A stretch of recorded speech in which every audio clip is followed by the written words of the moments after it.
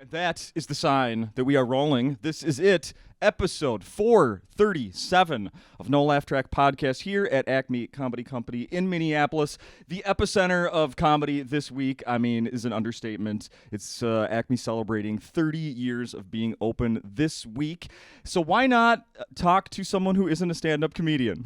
That's how you know you've run out of guests. It took 437 episodes, and there's no more comics. It's like, just get a guy. Just get a guy. And let him talk. So we asked everyone that's going to participate this week. Everyone turned me down. No, we decided to go a different route, and I believe this is the first person known mostly as a writer and author that I've talked to on the podcast. I haven't even said your name yet. Patrick Strait is here with me at Acme talking about comedy, we're going to talk about a book that you wrote that I have read and am a fan of.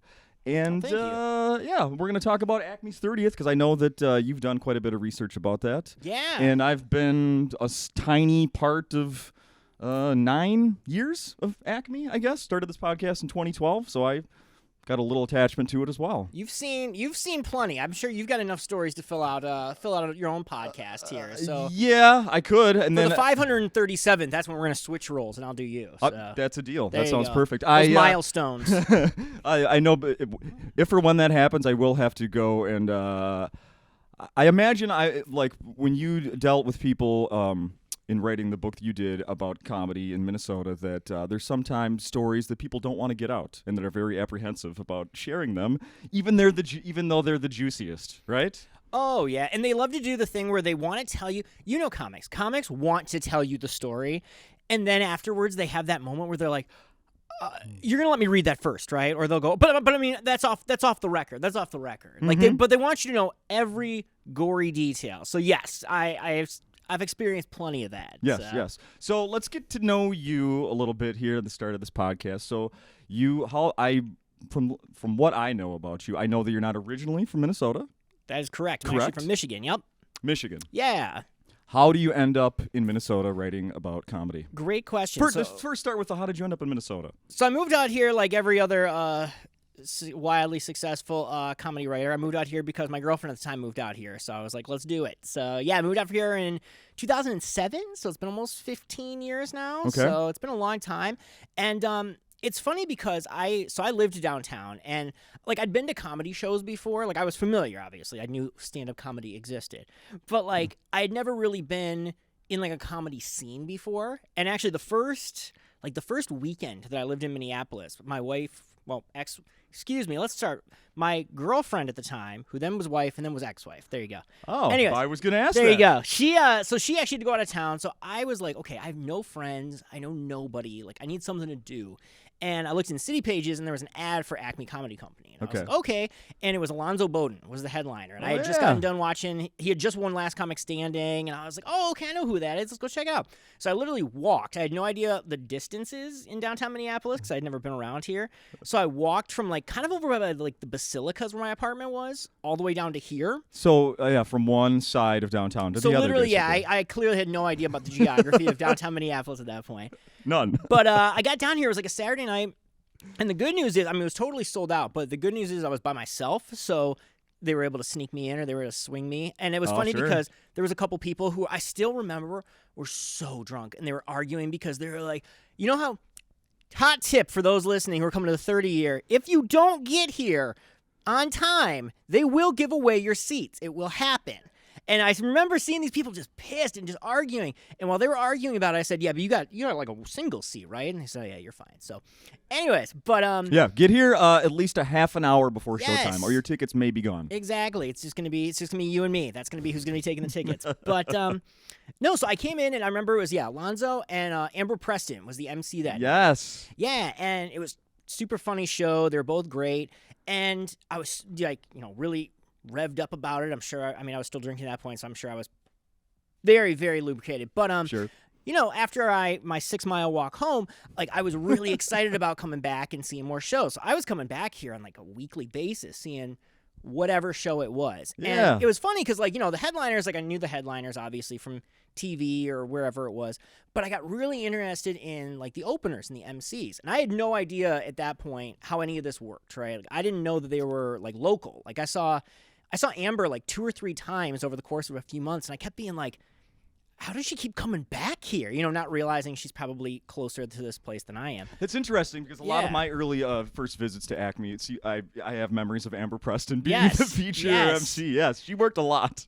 We have similar tastes is what that means. So we were coming to see the same headliners, I guess so. And they were just putting her up. But and I remember I finally came down for open mic night, and it was so crazy because to me, you know, my perception of stand-up comedy and stand-up comics at that point was if you're doing comedy in like a big club like this, you're like famous. Like you're a celebrity comic to me, right? Sure. And I'm seeing all these people who I had seen as like openers. Like I remember Amber was here. Tommy Ryman was just kind of getting his start. I think he was emceeing at that point. Gosh, who else was it? Eric Allen, I think, was just starting to do some stuff. Man, I could go on and on. But I'm looking at this and I'm like, oh my gosh, like I recognize all of these people. And then it kind of started to occur to me like, oh, this is how this works, right? Like this is how comics build their sets. Sure. And they do this kind of thing. So my very long-winded answer to your question, Justin, is I saw that, but I'd never read about any of these people. And I was like, well, that would be a really cool thing to know more about. And I just started working for City Pages on the side. And there was really nobody covering comedy at that point. Like Brian Miller came along, but he was a comic, so he didn't really want to do, like he was very careful about not crossing the line too much. So I just kind of pitched it, and I remember Tommy Ryman was actually the first person I ever interviewed, first comic I ever interviewed. It's a good one. And people were super into it, and it just kind of built from there. And then, you know, it became just MCs and openers and features and open micers, and then I got into, you know, maybe some of the more headliners who were coming to town. And it just kind of grew from there. And that was all for City Pages? That was all for City Pages. What were you writing about before you came here? Were you writing for someone else? Something else? City Pages was my first thing I was writing. I mean, I was doing, you know, normal, boring day job stuff. Okay. Actually, I hate to get this because it's going to get Googled, but my original City Pages role was I was the quote-unquote erotic specialist of City Pages. That was my first official writing job of City Pages. I pitched the idea of doing this super, like, tongue-in-cheek erotic specialist, but, like, you know, sex expert. And, you know, it was all super over the top, super insane. Like, I remember one night I went and worked, like, an overnight shift at Sex World, and I wrote all about what that was like. But, I mean, I did it very much, like, of the attitude of, like, this guy who has way too much confidence, which I was 25 at the time, so I probably did have way too much confidence, but even more so than that. So, like, I did that. I went out to, fun fact, did you know there's a nudist campground out in, where is it now? Starts with a B. It'll come back to me here in a second. But, well, I maybe only because I worked in morning radio for a long time, and you end up hearing about things like that. Yeah, that's how you know about it. Yeah. That's how you know about it. And then you end up getting on the phone with those people, and then they end up sending pictures that they weren't supposed to take, and your interest in ever, like peering in on one of those things goes to zero. Oh, yeah. Let me tell you. City Pages sent myself and a photographer out to the campground. For real? Oh, yeah, because they were going to do the, it was like they were setting a world record for the world's largest skinny dipping. And so it's just he and I out there for the day. And it was like, if you've ever been to like a campground, right? Like a, like KOA? Sure.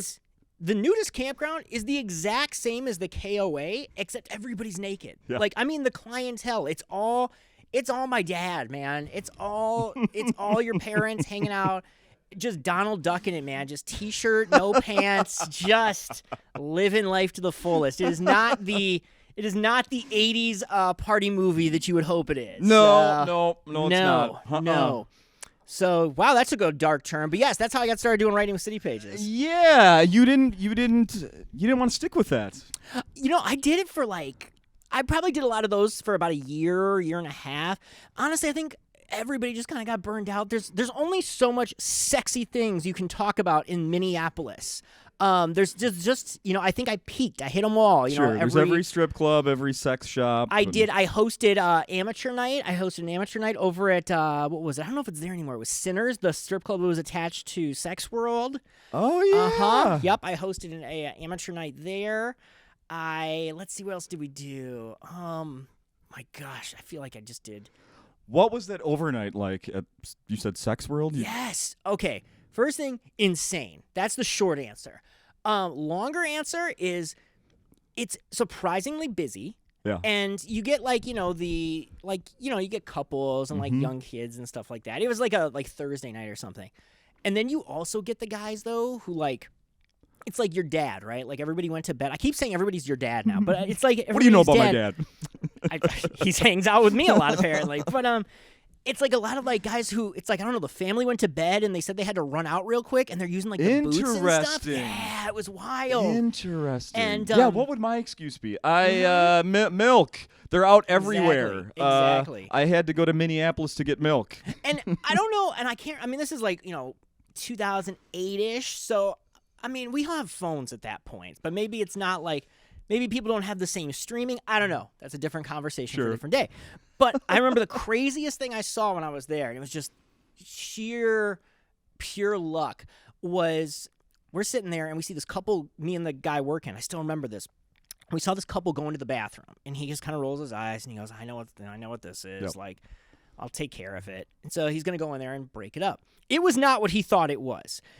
He goes in there and he's screaming, and the woman is physically attacking this poor man. Oh no! And like there's like a mop, like there's like like the cleaning supplies because they were cleaning. And there she's better swinging a mop at this guy, and I'm from here to the wall, just like this is the best night of my life. I'm 25 years old and I'm witnessing this insane fight scene in the middle of Sex World, and so it was funny because he got done and everybody got kicked out, and he came back and I was like. So that was crazy, right? Like, that's not usual. And he goes, I mean, I get that probably once a month. And I was like, this is the wildest place in the world. Yeah, so, I wonder what that disagreement could be in the sex shop. I'm sure it was. I'm sure whatever it was well thought out. It was sober. It was, right. It was right. It was really introspective, and I'm sure they both became better people and grew from the experience. I want this one. No, bigger. No, cheaper. I don't know. Who knows? That's what happens when you see your partner on a box and you go, "Oh, we need to talk about this right now." Yeah. One more thing I want to say about that. Chris Gethard was here, in the last few months, and he does that show, Beautiful Anonymous. And one of his guests recently was someone that was telling a story about working at a sex shop once, a woman, and she learned that. When people walk into the store, you don't want to greet them and be like, "Hey, how are you doing?"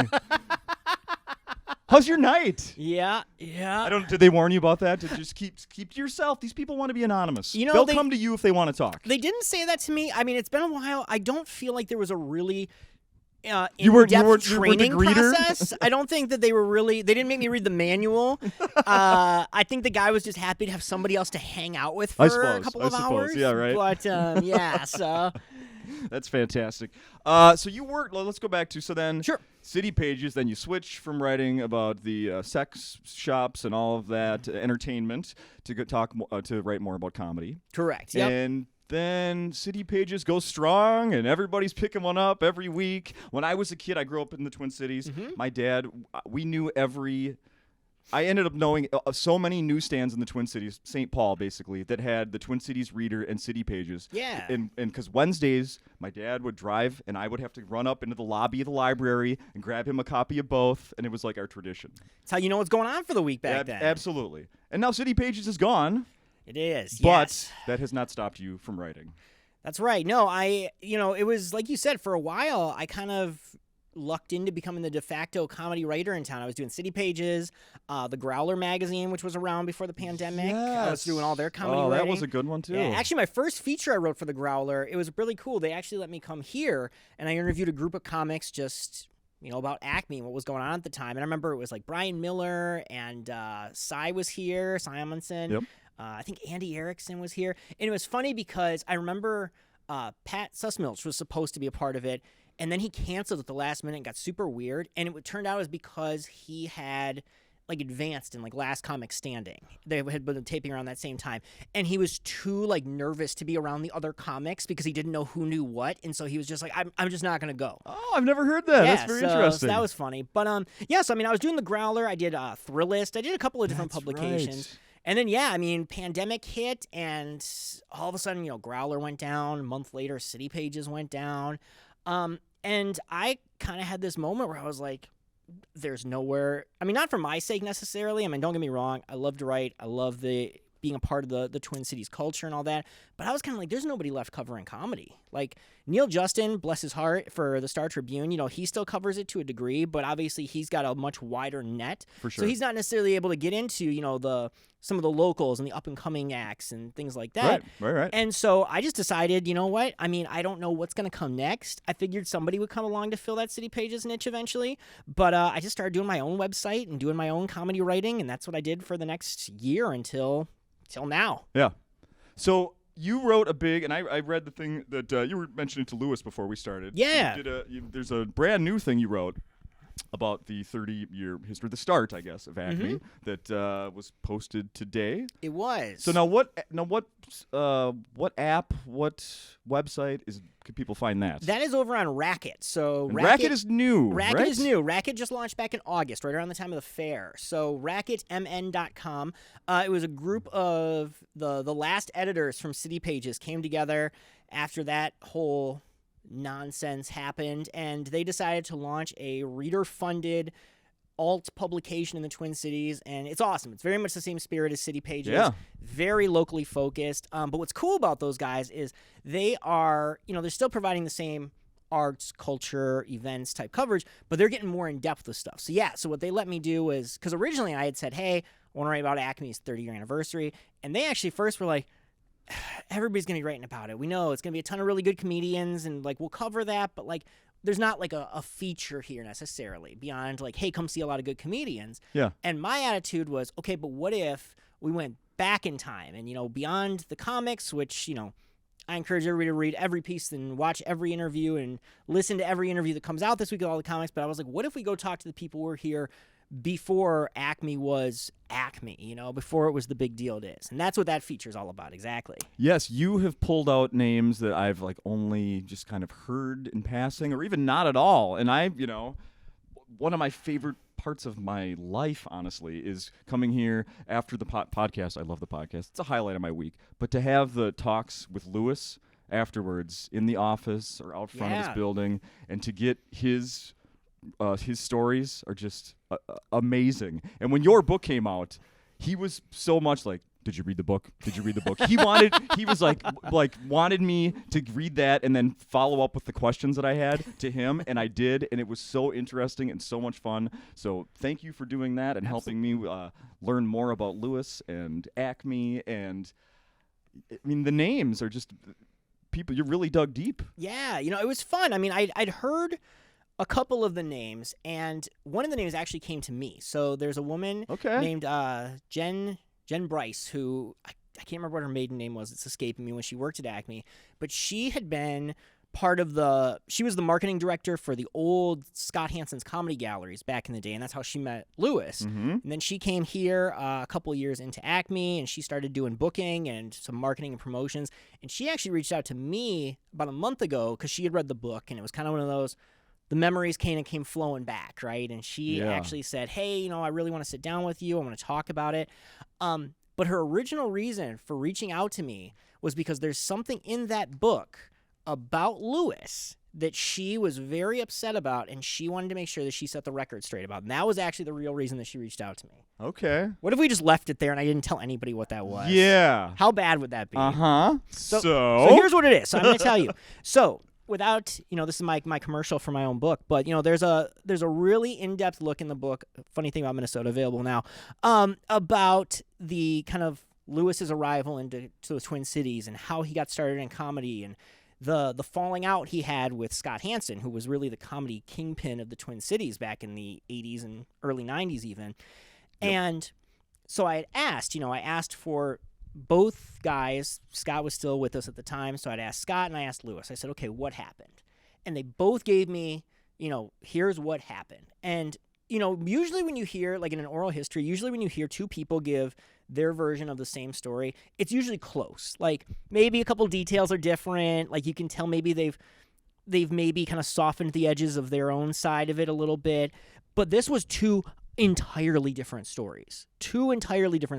And the comment that Scott said, and I'll say it here, is he essentially went into detail about how Lewis had ties to organized crime, the Tong. And he goes into that's where, Lewis's money came from to start all these clubs.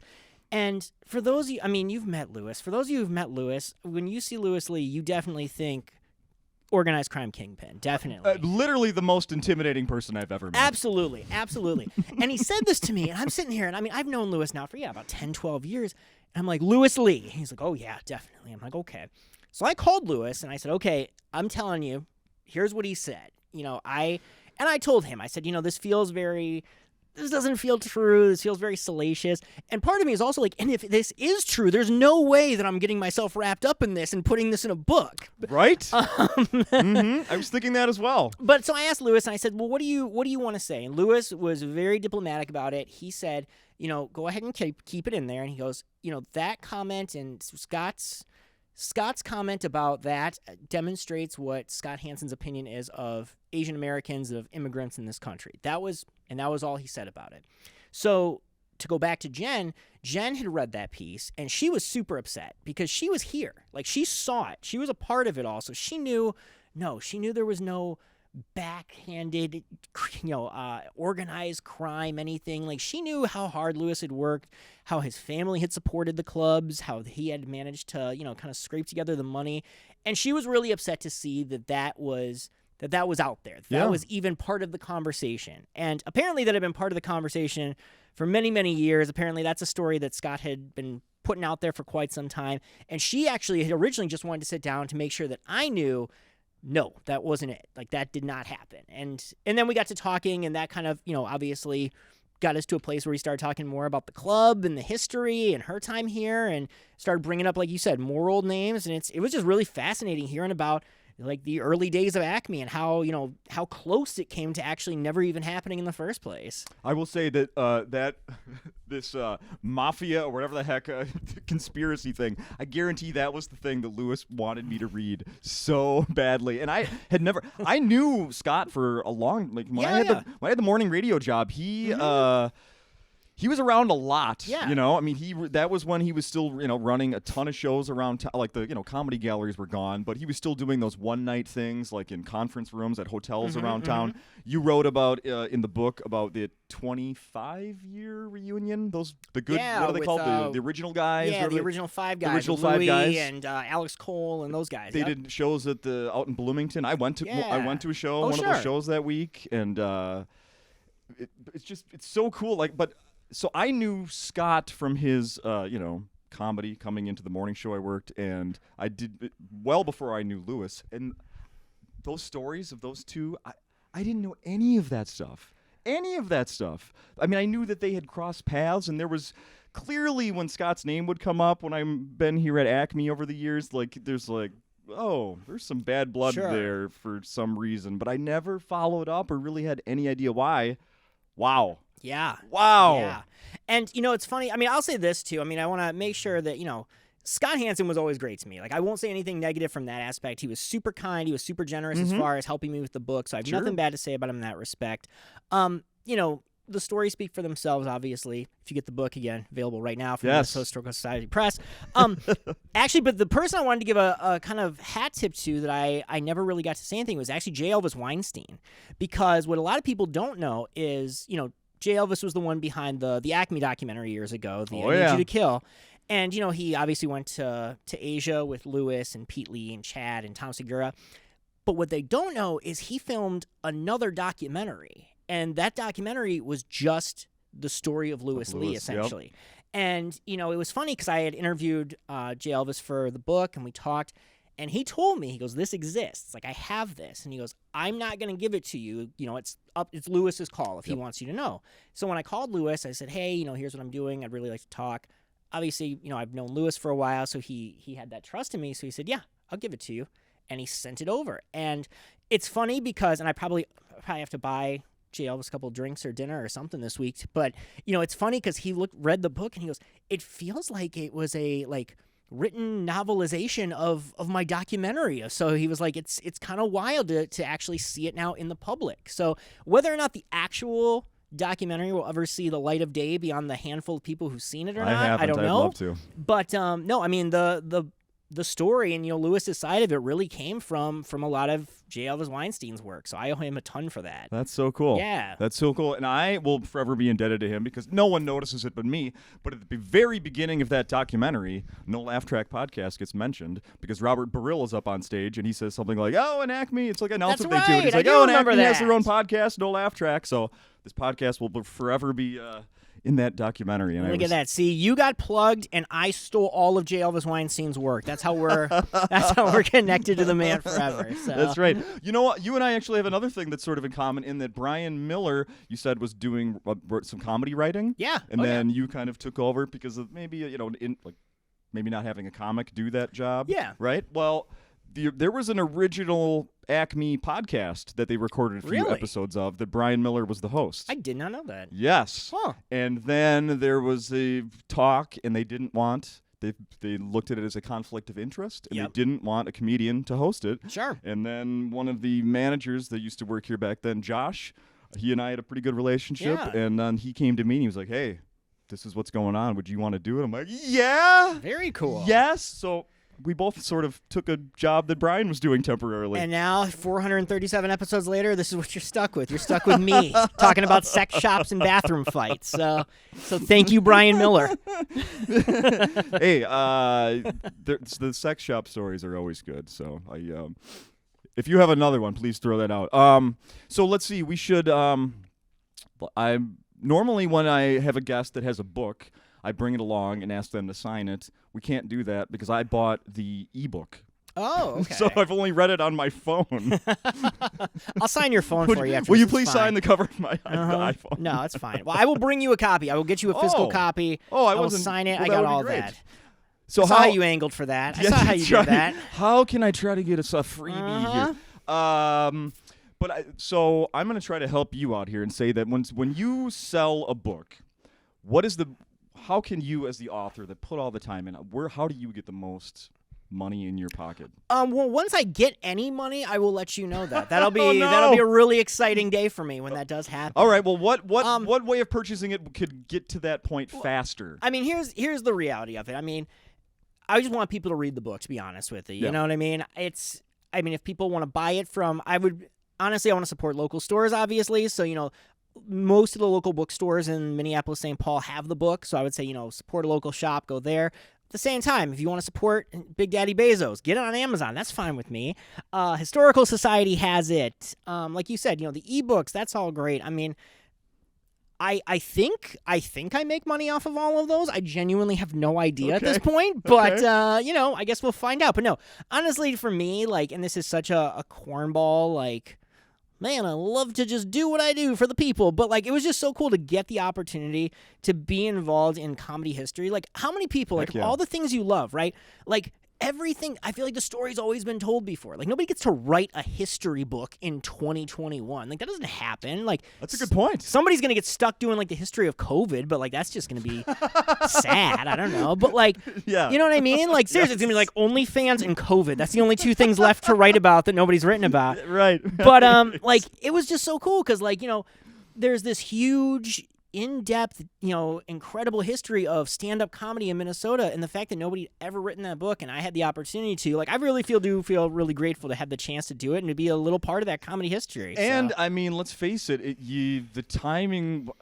I mean, Scott passed away not that long ago. I mean, you were able to get his story before he couldn't give it anymore. It's true. Yeah, he passed away back in September, and no, I mean, I was really, like we said, I mean, all take away the organized crime stories and things. I mean, it was good because he really was a huge part of the Twin Cities comedy scene. I mean, he played a huge part in its history. And yeah, I mean, I feel really, fortunate that I had the chance to be the one to help get that story out there because that's a big piece of history that I think needed to be told. Absolutely. One of the things that I'll say one more thing about him. I think it was in the book Jeff Cesario said something like, one of the great things about Scott is he had always such strong local media connections. Mm-hmm. He could get people on TV, on the radio to promote the shows. He was so good at promoting and getting contacts with that. And I saw that firsthand. Mm-hmm. all the time. I mean, I don't know how he ever got my email back 20 years ago, but oh my God, I don't have that account anymore. Yeah. It closed, so I can't get to him. But I was hoping to bring some of these. Like they were so many, and so he was very good at that. He would come in to the morning show, and he would show up at 8:30 in the morning with a hot plate and sausages. And he would be cooking out in the hallway for everybody on the radio show. Office people are like, what is that? What? Right. Nobody cooks in here. What's going on? But yeah, there's Scott Hansen flipping sausages. So. Oh, yeah. I mean, he was, I will give him this. And actually, one quick segue into more Acme stuff. I mean, Scott was, from a promotional standpoint, he was very much ahead of his time. I mean, he had all sorts of unique, I'll say gimmicks, but even the ads, I'm sure you saw the press releases and stuff, would be very tongue-in-cheek, very, wordplay. Some of them were probably pretty cringy, but it got your attention. Yeah.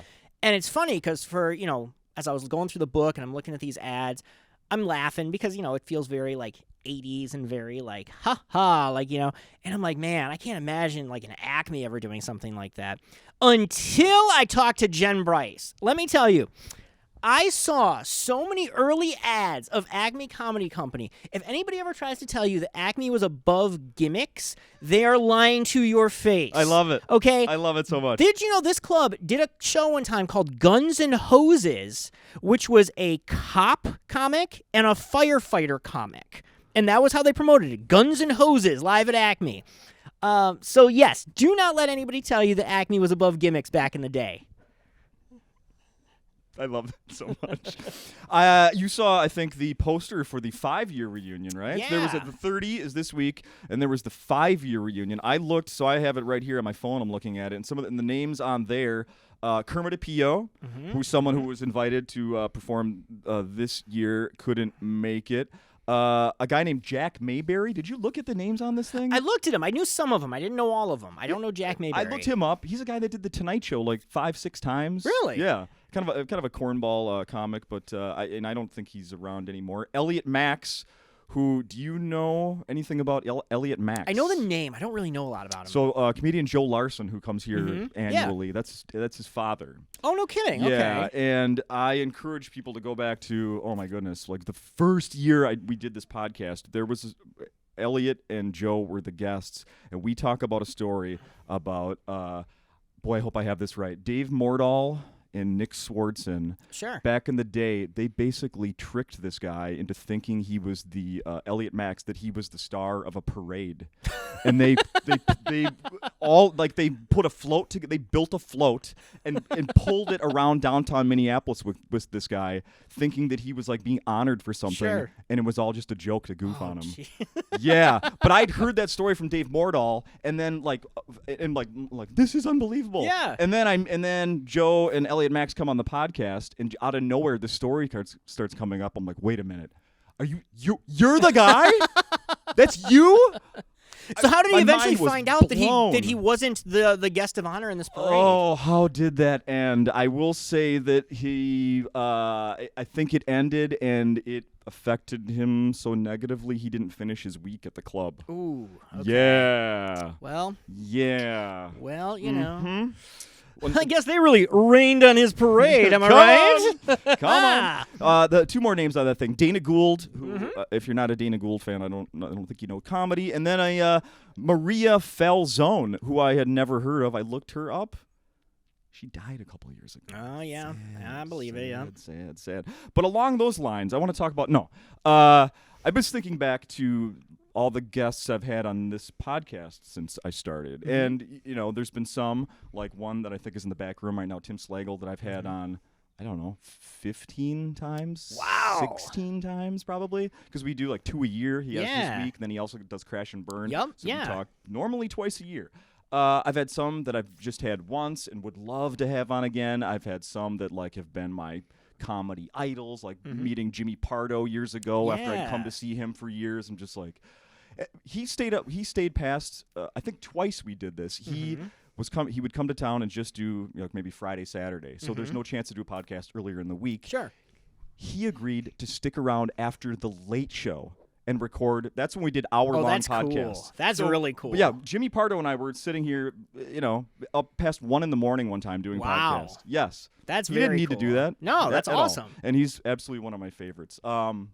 I wanted to share, since we're talking about the history, that Yeah. I used to come and see Jim Gaffigan here. Oh yeah. You know, before Yeah. it was the, like he was perfecting the Hot Pockets era of his shows, and the place was packed, and I don't think, maybe it's because the early days, and I had never really experienced it, but I can't.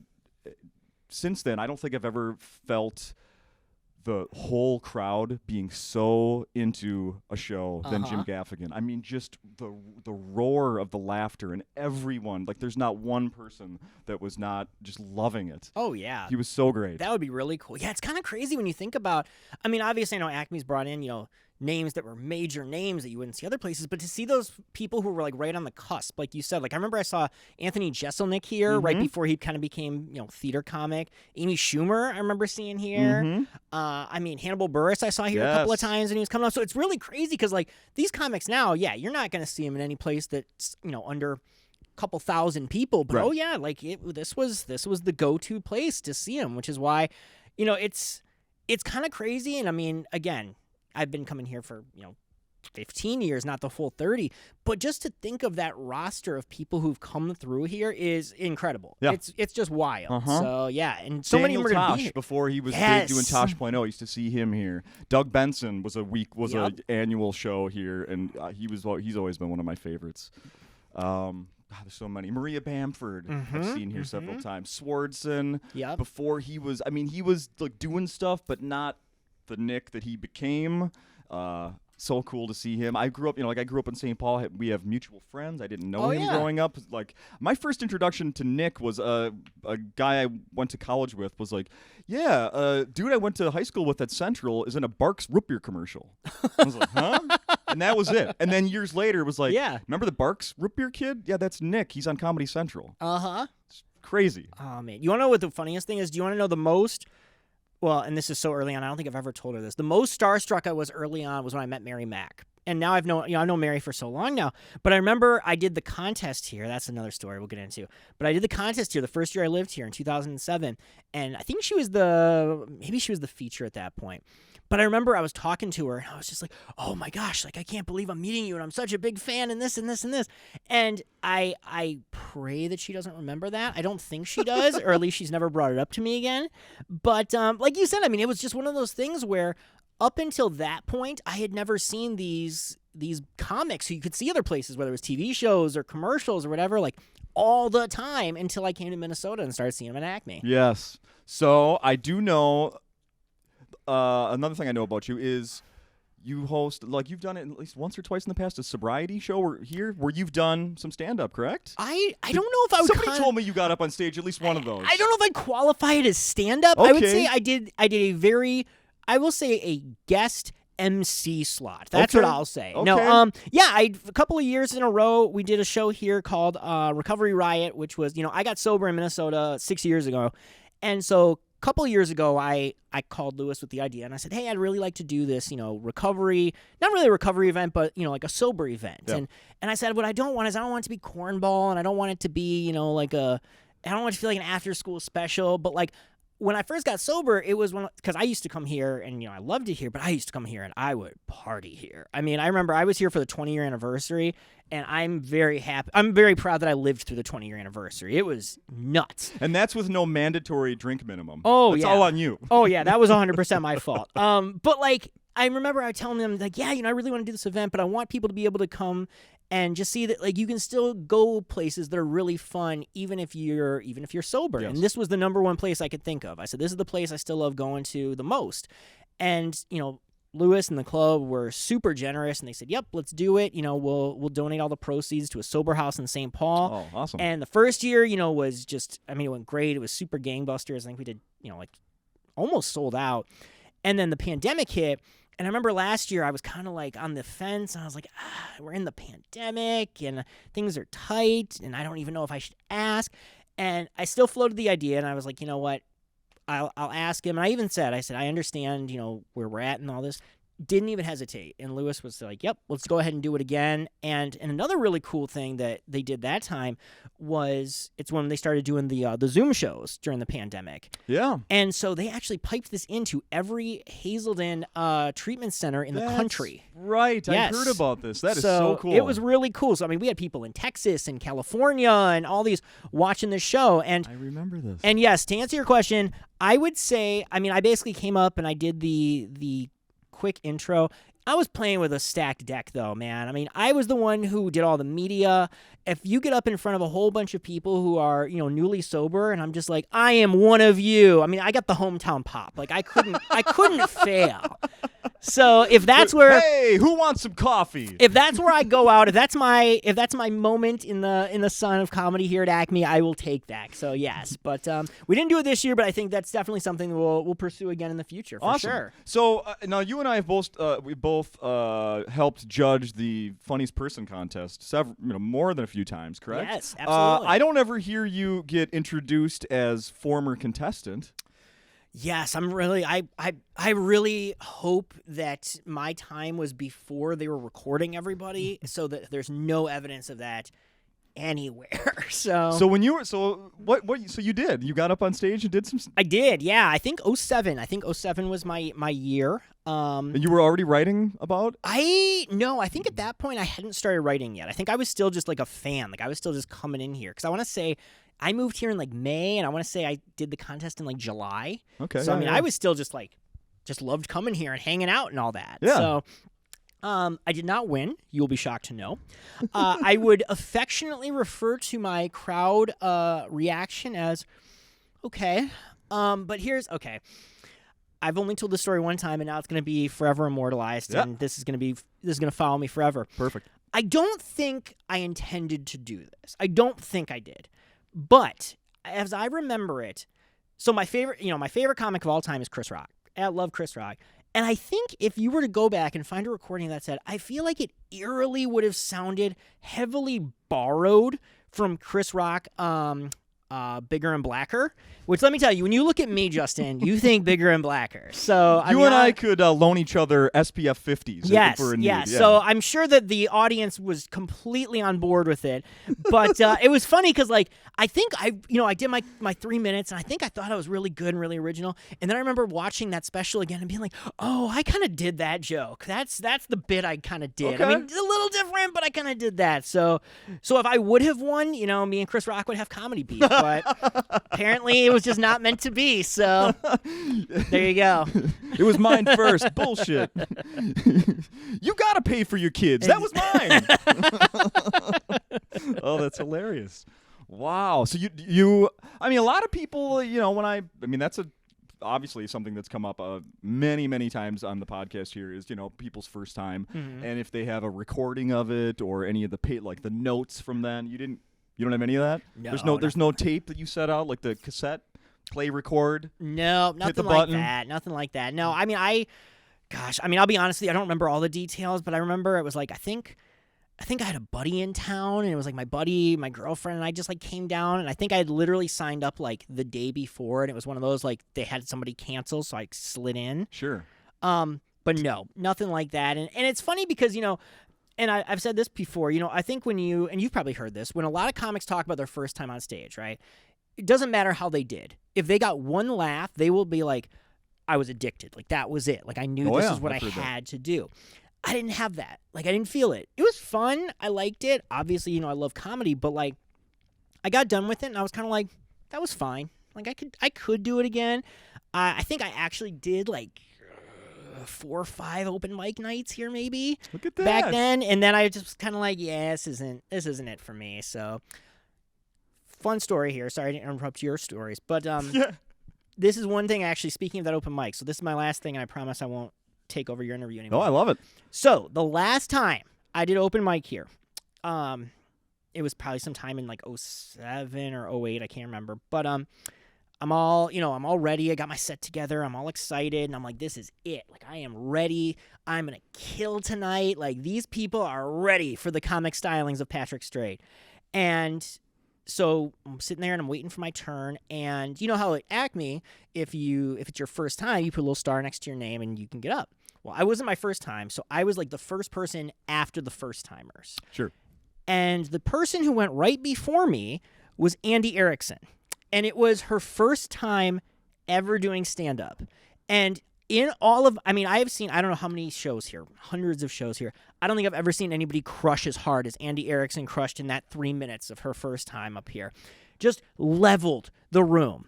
And then it was like, and now Patrick Strait. And I think that was when I knew. I was like, you know what? Some people are born for this, and some people are born to write about the people who are born for this. I love it. That's how me and me and Andy got to know each other, and that's how me and Acme found our places together. I love it.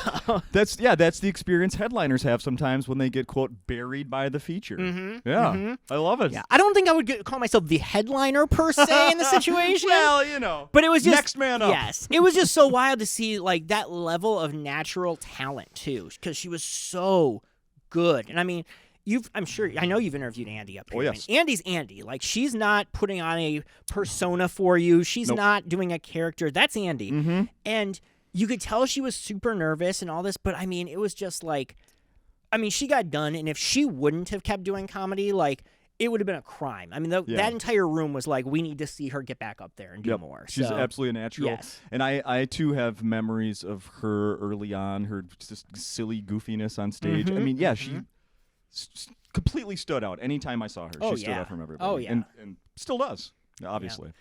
So anyway, if everybody's wishing they could be seeing more of my comedy, you just blame Andy Erickson. Andy Erickson and Chris Rock. That's who my comic beefs are with now, apparently. So I'm really racking them up here in this 30 minutes here. Oh, I love that. So let's go back to the book. So it's available everywhere. Yeah. And I know, and there's so much stuff in there about, you know, Acme, and then, all the Scott Hansen stuff, and the fall of kind of, the bust, the boom, the bust comedy. And I'm sure you have tons of stuff that didn't fit into that book. So where is that? Is that going to end up somewhere? Will there be a second book? Are you like, what do they do? Like, they do like, not addendums, but they do those little like, oh, here's an extra chapter. What are you going to add to it? Are you going to do another book? I mean, I think that story, I think, is done. I think that history and that kind of that blueprint of here's how we got to, like you said, that initial kind of that mid-90s kind of bust and maybe kind of recovery period. Like, I feel like that part's done. I mean, the next plan is to do the book about Acme. That's the next plan. I think that there's, obviously there's 30 years worth of stories and all this. And just in writing the story for Racket this week, it was incredible to me because obviously, I mean, you've talked to 436 comics plus me, and you've heard all these stories. Like, there's so many great comic stories. The stories behind the scenes are just as, if not more fascinating to me than some of the stuff that's happened on this stage before. So I think that's a story, and that's a book that I think people would want to read, and I think that's a natural next step. So that's the plan. Good. I can't wait to see that. Yes, that will be fantastic. I mean, there's oh my goodness. I'm going to get barred from the club after that book comes out, but that's okay. So. Oh my goodness, there's so many names. There's so many people you could talk to. Just endless. Yeah, and it's crazy. I mean, even when I was talking to, Lewis and Jen and Becky Johnson, who used to do some booking here when I was doing this Racket story, they were saying names. I didn't realize some of the crossover between characters in the book in those early days and Acme. Like, for example, I didn't know that Bill Bauer and Alex Cole were, they did quite a few. They were here. They were performers at Acme for a while, and I had no idea. Me neither. But so I saw some of the old ads of, Bill doing shows and Alex doing shows. I don't believe, Louis, I think, was in California. Scott certainly would not have been playing here, and I don't think Gerbino would have been. But those guys were here. Lewis had a great story about Stephanie Hodge, who was one of the kind of originals. She, from the comedy cabaret days back in the early 80s. Yes. She had performed here, and I'm going to butcher this. Was Comedy Cabaret that had the silk jackets? Those cool silk jackets? That was the Dudley Riggs Club. Okay. That was the Minneapolis Comedy All-Stars. Oh, my yes. God. Hey, man, that's how you knew you were official in the 80s. You guys all had matching silk jackets? Team jackets. Comedy team jackets. You've never seen a tougher group of comedians than those four guys in their I love that picture. their Anyway, silk I'm sorry. jackets. No, I was going to say, but Lewis actually told me a really interesting story about Stephanie Hodge one time after the book came out. He said she performed here, And I can't remember the circumstances, but the long and short of it is somehow Lewis the club got robbed. The club got robbed. I don't know, somebody broke into the safe or something had happened during that week. And he was like, okay, well, this is bad news. But Lewis is very serious about, he doesn't screw comedians. If you are here, you're going to get paid. You talk to anybody who's been here, they'll tell you that. Oh, yeah. So he said, we got to pay Stephanie because she's our performer of the week. And I'm not 100% sure, but, he got the money together, and they went to pay her, and she'd heard what happened. And she actually said, you know what, keep the money. It's more important to me that, you had the money to keep this place running because, it's too important to Twin Cities comedy. And so that's why, and talking to Stephanie Hodge when I did the book, I fully believe that because she really was very supportive of just the comedy scene as a whole. Yeah. But it was just a really cool kind of crossing of, Acme, which I've known kind of separately from all this history, but seeing how the two kind of came together and influenced each other. And I think it just kind of talks to, Lewis's character. I think it talked to Stephanie's character. Everybody came out looking good. And that's actually one of the stories, to your point, that, I heard after the book would have come out. Okay. But it was very cool to hear about that kind of interaction between the two. I can I can vouch for. I have so much respect for Lewis. He's just he's so loyal to people. I respect that so much about him, about how loyal he is to people. It's just incredible. More people should be like that. Yeah. I think the world would be a better place. When are we going to start trashing Lewis? Because we've given him way too much, way too much credibility. We've been really, just fluffing his ego up here. When are we really going to dig deep into his organized crime roots and really get deep on that stuff? Well, that trip to Asia was actually just him collecting money from the family. Oh, that makes sense. Sense. Acme, without that trip, this place would not exist. Yeah, he had to get... There was actually a fourth comic that went who didn't make it because somebody had to stay behind. Yeah. Mm-hmm. So. Yep, that is 100%. You ever heard the term comedy blood money? This is where it originated. So I'm going to quickly look over my notes of things that I wanted to talk about here. Let's see. I'm going to give a shout out to Tracy Ashley, who's somebody that normally would be here for this anniversary this week, and she can't come because she has a really awesome job writing for the CBS series The Neighborhood. Yes. She's a very funny comedian, very nice person. I love Tracy, and bummed that she can't be here, but that's just a name that won't be here this week. Aaron Rodgers has COVID. I don't know if people know that. Yeah. So he's not going to be here. Aaron Rodgers had to cancel because he has COVID. Oh, COVID's not going to stop him from going anywhere. Let's be clear. You're going to see Aaron Rodgers at the grocery store. He's not going anywhere. Trust me. He's not quarantining. So I'm going to give you. So there's a guy that. Do you know the name Daniel Corrin? Daniel Corrin? I don't think so. Okay, well, he is a guy that performed here. He had a week at Acme. Okay. In the time that I've been doing this podcast. I look him up, and it's almost like he doesn't exist. I think I can't figure it out. How long ago was he here? 4 or 5 years ago. It's very strange. Do you know that name, Brandon? Do you? Okay, man. I swear, it was I feel like was that a joke or something that he came and did he trick us into did he trick Acme into booking him when he wasn't a comedian? But he was really funny. Yeah. What was his deal? What was his kind of shtick? What was the whole thing? You know what? The thing that I remember about him the most that I don't think he did on stage is that if you go on YouTube, he would do he was more performance art type thing, and it was he does a thing and it's set to the tune of what's the HBO show? Dun dun dun dun dun dun dun dun. Game of Thrones. Oh, okay. But he goes. He changes it, and it's just a song about Peter Dinklage, of him going, Peter Dinklage, Peter Dinklage, Peter Dinklage, Peter Dinklage, Peter Dinklage, and it just goes on and on. Look it up. It might be enjoyable. But I don't know. That name came up to me today when I was thinking about all the people that I've talked to. If that name if he was on the board, I'd be like, what? He does exist? So here's a question for you. As long as we're on that topic, what's some of the weirdest stuff you've ever seen here? From a performance standpoint. Okay. Stands out to you. I've been thinking about that too. Ian Bagg. saying stuff, doing his show where he interacts with the crowd a lot, and a woman rushed the stage and tried to take the mic from him. Really? Yeah. Oh man. Yeah, we talked all about it on the podcast the day Okay. after because I saw it in person. That was nuts. She was accusing him of being racist. He's not. He wasn't. Okay. She ended up leaving, and I encourage people to go back and listen to that one from a few years ago with Ian Bank. That was bizarre. That's pretty good. That's I'd never pretty seen good. that before. Yep. I mean, she got feet up on the stage. Really? Yeah. Okay. Yes, came from the back. It was like, Where were the fearless Acme managers to make the tackle at that point? She didn't. I mean, I don't know if they made physical contact. So they got her pretty quick. That was a crazy one. That was definitely a crazy one.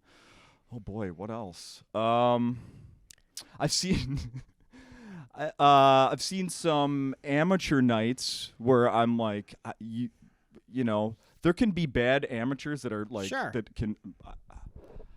But I don't know. I saw one that just stands out. Even if I remembered his name, I couldn't say it. But his material was so bad, and he was so confident. It was like, how do you think this is good? Are you sure it wasn't me at 25 years old? It could have been. Like, I've never tried, so I'm not. You know, I'm not like I'm better than you, and you're doing it wrong. Like, I've never even tried. Sure. So, no, I get you. But man, there have been. Did you ever see when Cy Amundsen would do his? I remember he did it for a very short period. He'd get up in the dress and he'd have the smeared lipstick on. Did you ever see him do this? No, only online, never. Yes, I remember. It was an open mic night. It was just like a regular, and all of a sudden he came out and he came from from the crowd, hopped up, and it was hilarious. But you could tell the people who knew him knew what he was doing. People who didn't was like, what am I seeing? Like, who let this person in? And I mean, it was incredible. And I think he ended up doing it a couple more times. But I remember that was a wild one. I've seen Mike Lester body slam people on stage, and vice versa. Yeah, it's been a few years, but that happened. But speaking of that, I've heard Mike Lester refer to himself as the Rat King, and then I saw a thing online today. Theo Von, the comedian, calls himself the Rat King. Yeah, and let me tell you, and I say this with all the love and respect in the world. If Theo Von meets Mike Lester and he still has the audacity to say that he is the rat anything after meeting Mike Lester, he's just, I mean, he's not even understanding what he's looking at. I mean, Mike Lester is the true rat king of comedy and of Minnesota for that matter. I couldn't agree more. Mike Lester, who, by the way, is one of my absolute favorite, most underrated comics that I've ever seen at Acme. Period. I light up when I find out that he's going to be working. Mike. I get so excited. Yes. Yeah. I absolutely light up. I get so excited about that.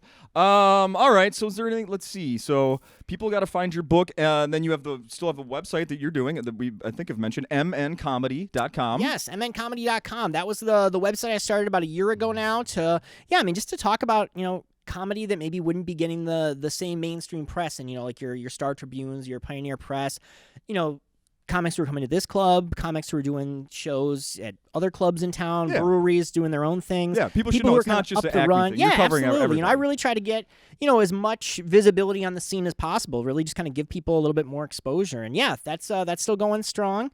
I mean, Racket, mncomedy.com, those are kind of my two main writing hubs. So what else fills your days these days? Oh, man, what else fills my days these days? I got kids, man. That's all I do now. I got parent-teacher conferences tomorrow night. That's going to be a whole thing. I don't know how that goes. Oh, but... How old are the kids? They're young. 6 and 1, yeah. 6 and 1. So we'll find out, man. I mean, the 6-year-old all he does is try to fight me or show me whatever body part he needs me to look into. You've never seen horror until you've had a 6-year-old when you turn around and he's just spreading his butt at you and he just goes, look at it. Let me tell you, that's what my day's filled with now, Justin. That's my day. Yep. And to think, I just have daughters. Man, you are lucky. How old are your daughters? 15, 13, and 2. Oh, okay. Oops. I too had a first wife and now you remarried, correct? Second wife. One with the first, one with the second. Yep. So I have that as well. Okay. I had 2 daughters with the first one and 1 with the second, and no more. Yeah. Well, that's good. I mean, at least you know what you're doing now. I am still trying to figure out how to deal with the first one, and then I have another one already moving around. So I'm I'm just trying to survive. That's all I do. That's what's filling my days. That answers your question. I hear I'm you. just hanging on. I hear you. Fair enough. I think we did it. I think we covered it. Awesome. People. So I mean, the main point is there are still some tickets available to some of these shows for the rest of the week here. I don't know if this is going to get posted immediately, I'm sure, but if people listening to it past Wednesday night's lineup that you may have already missed: Bent Washburn, Tommy Ryman, Mo Yakub, Andy Erickson, Trevor Anderson, Shannon Paul, Chuck Bartell, Brandy Brown, Nate Abshire. Every one of them, except Chuck Bartell and Mo Yakub, have been on this podcast as well. I want to give that attention. Tomorrow night, or let's just say Thursday night. I don't know when you're listening to this. Thursday, November 4th, Kostaki, Economopoulos, Pete Lee, Jel Bjorgen, Tim Harmston. Holy cow, what a show. Friday, early show 7, Tim Slagle, Derek Hughes, Greg Coleman, David Huntsberger. They've all been on the podcast. Love all those guys. Friday at 9:30, I always keep saying this, someone named Chad Daniels. I think people have heard of him. Ryan Stout, Dave Fulton, who is flying in from England to be part of this. John DeBoer, one of the most underrated comedian everyone should know about. He's so crazy funny. And then Saturday, 7 o'clock, Brian Miller, original kind of host of this podcast, and also filled in for me once. There's one episode where I couldn't make it, and we decided to have the show go on with him hosting, and it's the one time. So I'm a huge Mystery Science Theater fan. Yeah. And I know you got to talk to like Joel Hodgson and stuff, right? I didn't actually end up talking to Joel, but he is in the book. But I did talk to some of the Mystery Science Theater 3000 crew. So I'm a huge fan of them. Gotten to know Josh over the years and whatnot. The one time Frank Conniff has been on this podcast, I wasn't here. Really? TV's Frank. Oh man. Who I like have a poster of at home. Oh, that's funny. I never got to meet him. So anyway, Saturday, 7 o'clock here at Acme. Brian Miller, Jackie Cation, Jay Elvis Weinstein, and Erica Rhodes. And then if I go the other way on my phone here, The Late Show Saturday. Jake Johansson, Mary Mack, who's been mentioned, Mike Early, who recently got passed at the Comedy Cellar in New York, and David Crow, who has been on this podcast, who, history of this podcast, shed tears talking to me once on this podcast. Really? You made him cry? He made himself cry. I did not make him cry. But he talked about a very sensitive topic and started sobbing, and I was not prepared for that. Well, if I would have known that was what we were doing here, I could have come with that. Yeah. I can still like make myself throw up or something. I don't know. I want to do something that makes this stand out. Like, well, I didn't see that sex shop stories coming, so hey. I think we got some outtakes there, right, Brandon? No, nobody ever does. Yeah, I think we got some outtakes right there. My parents will be so proud. Will they listen? Oh, my parents don't even know that I do. My parents barely know I have a book. You know what I mean? Like, and it's so last thing. So it's funny because for the longest time, I feel like everybody's parents are the same in that. They kind of get what you do, especially if you're in comedy. They kind of get what you do, but they don't really. And I remember I was talking to Greg Coleman a couple of months ago, right around the time that his last album, Dad's Garage, came out. He has a new album out this week as well. But I was talking Wait, that's real? He really does another album? He's got another one. It's called Sex Receipts. It's out this Friday. I couldn't tell if that was a joke or not. Yeah, it's coming out. Love it. Okay. But I was talking to Greg, and I said, his dad's, football Minnesota legend and all this. And Greg's got all these cool things going on. He's done work with, I don't know what I'm supposed to say and not say, but I know he's done like writing gigs and he's worked with big names like Wanda Sykes and people like that. And so I was like, Greg, like, what do your parents say? Like when you have all this cool stuff going on? He's like, they don't really get it. I tell them little stuff. Like if I'm like, oh, I'm doing stuff with Wanda Sykes. They're like, oh, that's cool. He's like, but they don't really get it. And it was in that moment that I realized it doesn't matter how big of a deal you are in your circle. Your parents are just kind of like, yeah, it's still just my kid doing whatever that thing they're doing is. Yep. So that's kind of my parents with comedy. So they were gonna actually. It's funny. Right before the pandemic, I got them tickets to Louis Anderson because Louis Anderson helped me out a lot with the book. Obviously, he's a big part of it. Yeah. And it was like this was gonna be my moment to be like a big shot for them because they were gonna he was going to come bring them backstage and hang out and all this stuff. And the show was like March 16th. And like March 13th, everything shut down. Didn't happen. Never happened. Ah! So once again, I continue to be a failure and add Louis to my list of growing beefs. So. Louis Anderson, I've said this on the podcast. It's been years. He once, because I got to know him pretty well when I had the radio gig. Sure. And one time he's like, Justin, I used to think you were a real prick. Yeah. What did I have that in my pocket. What did you do to make him think you were a real prick? I was quiet, and I was a little starstruck. Okay. And I just was more observant than talkative. I just kind of like, my job was I wasn't the star of the show. Yeah. I was the ninth banana. So I just stayed quiet, Wow. and I don't know. But yeah, I thought you were kind of a prick. You somehow got the nicest man in comedy, in the history of comedy. I've known Louis for a couple of years.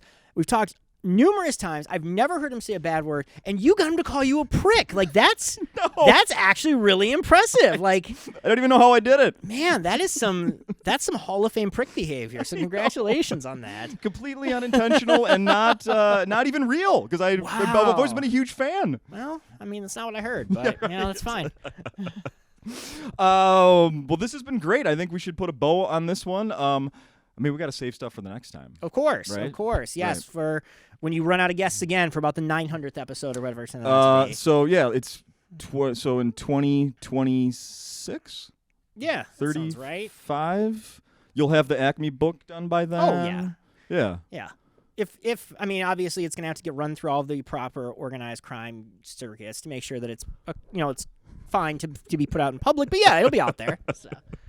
Perfect. Where can people follow you on social media and stuff? Yeah, I'm on, like I said, website, it's mncomedy.com. If you want to follow my personal adventures, I don't know why anybody would want to do that.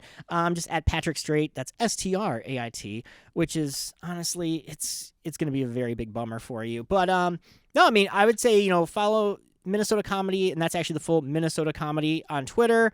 Instagram's MN Comedy, but yeah, come check it out, see what's happening in the state, and and also, like I said, special shout out to my friends over at Racket, who are still keeping the media alive as far as alt media and talking about the local comedy scene and everything else happening in town. Yep, it's needed. I'm glad that's there for Definitely. us. And for you to have a gig, for sure. Definitely. And then final thing, obviously, come to these shows. Yes. If there's one that I mentioned that piques your interest, there's going to be a who's who hanging out at the bar. Let's be honest. There's going to be probably some after parties here, maybe. I would hang out. I would, if you're any at all interested, if you're listening to this, you're interested, I would make a point to get here this weekend. If you come this week, you're going to have a story. You're going to have your own Acme story if you come to any of these shows. There's no way you're going to leave here without seeing something you're going to remember. Completely agree. Maybe I'll have one to share next week back on the podcast.